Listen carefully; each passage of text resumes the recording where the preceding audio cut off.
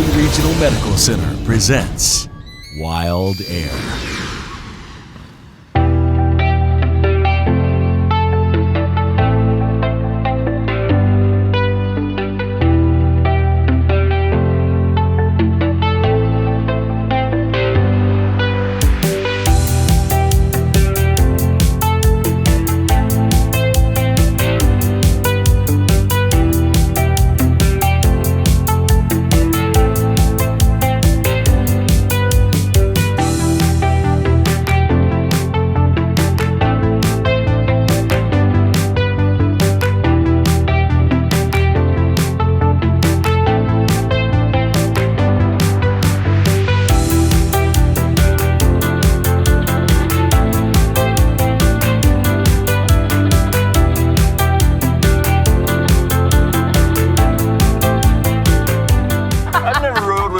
More prima donnas. We show up at the Red Fleet Trailhead and you guys got shoes that match your socks and match your shirts. It was ridiculous. So we get out there, we get to Red Fleet. I got a farmer, duck hunter over here. I got a wrench. Josh, I mean, everyone treats the wrench good, right? I mean, were we complimenting even though he sucked on the ride the whole time? Dude, you really nailed that. Oh man, you're freaking cool. Look at the scar on your leg. That's gonna live forever. That's how good I was. You know, we got the psychiatrist that's making judgments of us all the whole time. Yeah, you should have heard what he said about you after the I can only imagine. Right. You know, him and the PA were probably both, referencing towards me. So we take it out to Red Fleet. We're up on who made this trail? J-Boy, who made that? Who was the guy that... BLM made that one? So BLM made the trail. That's cool. And the reason we went there is because everyone I've taken from outside, like, this is better than any view Moab has to offer. I mean, is there anything in Moab that you can, maybe porcupine when you're over the Castle Valley? But I'd say they're pretty close. Yeah. So riding that J-Boy section, and you come on those lines and they come out of nowhere and you drop over a rock and you're like, I can't make this. And next thing you roll through it. I mean, it's incredible. So whoever designed that sucker had. Well done. Yeah. And then, you think of downhill, usually, Frank, you're fast, right? This downhill is anything but fast, right? Or is it just me that's got two fistfuls of brakes going down that hill? You have to have the brakes going down that hill. Yeah. So tell me about segments. So we're on J-Boy, and all you guys are Strava addicts, right? No, I'm not even on. You're not even on? What's wrong with you? What's wrong with me? Yeah. Nothing. It's something. What's wrong with the rest of us? So Strava, what is Strava? Can you tell me about that? Strava is an app that tracks your ride using GPS, and it's pretty cool because it allows you to compare your times against other people and also against yourself. So you kind of see how you're doing throughout the year, and also over the years you can compare your rides like for 3 years back. And so it's kind of cool to see how fat you're getting or how fit you're getting. So when you said fat, you looked right at me. I just wanted to point that out. Okay. Myself, I've gained a lot of weight over gained some weight. So Strava, GPS, racing. It's virtual racing, right? Yeah, you can race against yourself. You can race against other people, but yeah, it's all virtual, and then you can get on the computer and kind of check out your times and kind of compare yourself to other people. Okay.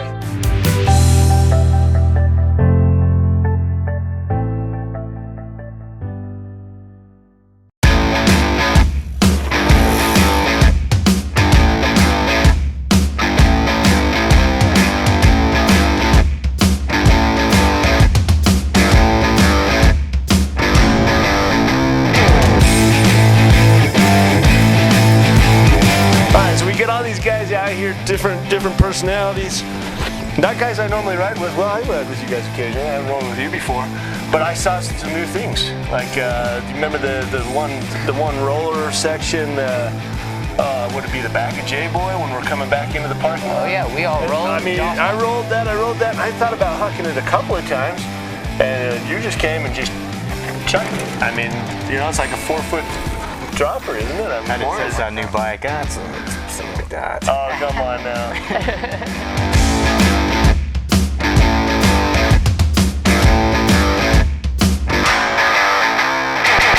Well, that's why I like going out riding with guys that are, they got skills. I mean, you ride behind somebody, you see something, a new line, right? You figured a new line on that downhill. I saw how you took the That Was Fun section on Jazz Chromoly. Now I see why you're so fast on that. You're entered it at 20 miles an hour.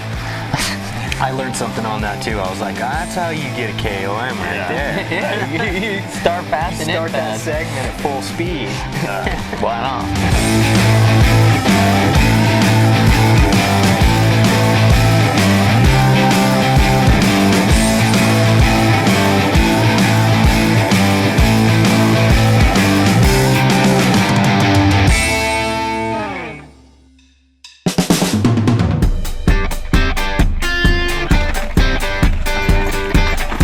Indeed.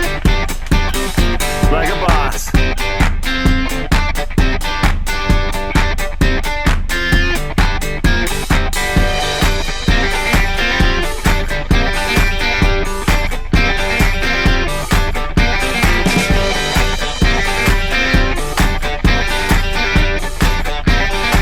Yeah, no, for sure.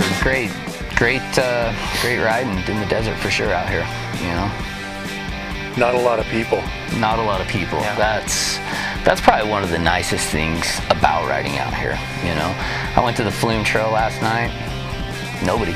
You know, and actually could escape and just not see a soul. You go out to McCoy and you can just you can ride as fast as you want, where you want, and not having to worry about the busyness of the Wasatch Front and other areas and somebody around every corner. So Yeah, you go to other areas, and a lot of my friends, they have bells on their handlebars because every time they come to a corner, they got to ring it and make sure it's clear. And yeah, you don't have to worry about that around here. so many people have put so many dedicated hours into building and it's not a huge network of trails that's out here. I mean, what, McCoy, 30 to 40 miles if you link it all up together? If you link it, there's a way you can link McCoy. You've got 9 trails, and there's a way that you can link it that you'll get just over 60 miles, and you'll only double back on just over 6. One of the key things about McCoy is the experience.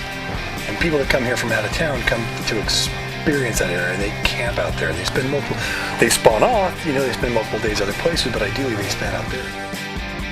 I mean, it's hard for us, like when we work regular jobs and after work is when we slip in our ride or before work or something like that, and the benefits of having a trail network close, I mean, I can't go to a gym, riding the bikes where I have my escape and get some exercise, and it's fun. It's fun to go out and, get out, With our terrain, it could be a premier destination. There's endless possibility out there. Could be, right up there with Fruta and Loma. Oh, the potential's the same. No doubt about it.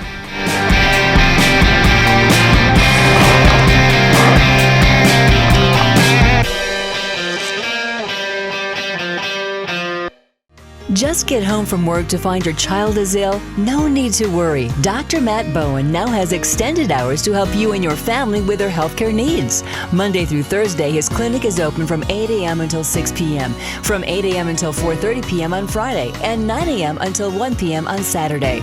Dr. Bowen is a family practice physician and can treat all your family's medical needs. His new office is at 1680 West Highway 40, Suite 202. Walk-ins are welcome.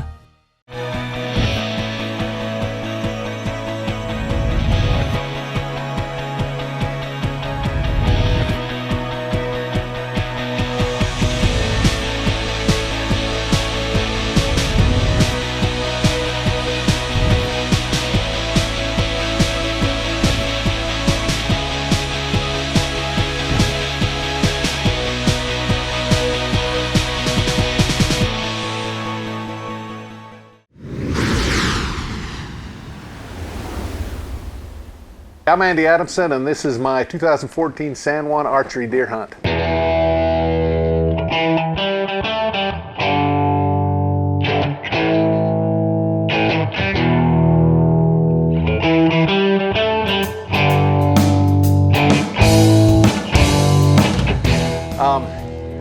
San Juan was probably the most awesome hunt I've ever been on in my life. It was great. I ended up drawing the hunt with 13 points. With my best friend Scott Weatherspoon. We had a great hunt. I can't say enough about Scott. He was, with work and everything, I wasn't able to get down there as much as he was. Scott was able to spend a lot of time on the unit before the hunt started, so he was able to scout things out, find find out where everything was. For the opening of the hunt, I went down early, about a day and a half early. My dad came with me. My daughter Macy and my two little boys, Ben and Jackson, also came with me, and we got down to set up camp before Scott. As we're pulling down, it's incredible down there for the terrain. It rained the whole way down, and as we got closer, it started pouring sheets like I haven't seen in Utah for a long time. You couldn't even see. We got to where the dirt road was heading up the hill. We were a little concerned about the mud because the mud there is just awful. And so we decided to pull over, all 5 of us in my truck, and sleep. Wasn't the most comfortable sleep I've had. But that next morning, about 5 o'clock, I decided I'd had enough and was gonna go. I was not comfortable. So we started driving up the hill. What I missed is it said, you know, during rain, this road is unusable. It was probably one of the worst drives I've ever had pulling anything, and I had all my kids and my dad in, so I'm glad we made it there. We set up the first day there, had a good time. We drove around, started exploring on the 4-wheelers looking. Just the scenic beauty of that place is gorgeous. I mean, you've got a lot of kind of red rock down there, a lot of big plateaus, big, deep, ugly canyons. I mean, it was a great place. The interesting part on the deer, though, is when we talked to the DWR biologist and the other people that have hunted the area, it's not like anywhere else I've ever hunted. The deer, it's so thick and steep, you'd never find the deer down off the hills. But during the early part of the hunt, all the deer are up on top, and they're feeding in these little meadows and stuff on the side of the road. So most of it was kind of a road hunt. I mean, it wasn't where you get up on, we never found a great place to get up and sit in glass a long ways. So you just drive around and find these little areas with the deer, and that's what my friend Scott had found before, that, you know, if you could locate where the deer were at, they'd be there pretty much every day. And so we spent the next day just driving around looking at deer and having a good time there. The next day was the day before the hunt, and that's when my friend Scott and his family came up, and we went around. Scott showed us some of the areas that he'd found some really big deer, and we saw some fantastic animals. The next morning was the opening morning of the hunt, and we ended up driving with my family to an area that Scott had suggested we went to, and I went one way and he went the other way, and we both crossed. He actually saw the deer that I ended up shooting and decided there was one other he wanted more, and so he was looking for that. He gave me the go-ahead if I wanted to kill this one. And so as we pulled up, there were 7 bucks off the side of the road, and we started watching them. And at that point, a spotter for one of the guides came down, and he was kind of interesting. He's, I guess, a guy that they paid to look for deer for their clients, and he wanted to shoot the same deer we did. And he kept telling us it's not that big, and I kept saying, oh, that's a really nice deer. And so we decided to shoot it. I gave my daughter Macy the camera, and she and I snuck down the hill. My dad and my boys set up on the top of the hill to watch us, and we hiked down the hill. We got to about 50 yards. Side of that was close enough. I used a crossbow because of some shoulder injuries, so I sat down and got my crossbow all ready, and had my daughter start filming, and she got a quick picture of the deer. And then when I shot, I made a great shot, hit heart and lungs, but she went to look at the deer after, so she pulled the camera right up off it, so we didn't get to see it. The deer ended up running about 20 yards, 25 yards, and, you know, expired. I went back up to celebrate with my dad and brothers, and at that point my friend Scott and his family came along, and so we all walked down together, went and found the deer. It was great. Like I said, he only went about 20 yards. He died right on the side of a 4-wheeler trail, so it was awesome. We went down, picked it up, packed him up and left. We hunted the next couple days with Scott, and then we actually had to get home.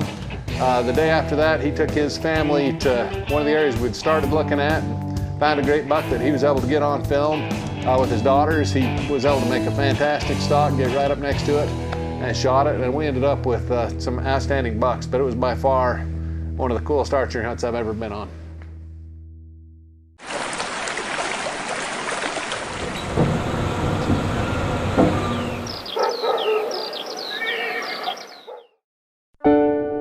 "8,000 square miles. Rural. Rugged, remote. Some may find it unappealing, but we call this place home. Connecting our homes, our farms and fields, our business and industry, our recreation. It's a necessity. We get that farmers, ranchers, rednecks, and even roughnecks need to stay connected too. Our mission is to connect their lives. Our mission is to connect your life. After all, we live, work, and play here too.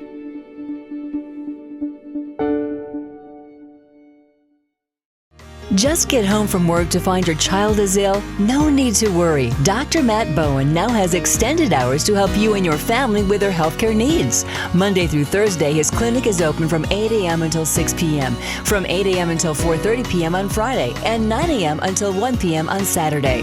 Dr. Bowen is a family practice physician and can treat all your family's medical needs. His new office is at 1680 West Highway 40, Suite 202. Walk-ins are welcome. You're watching WildAir on PTV6. Well, it is a great day in Vernal to come and enjoy the outdoors.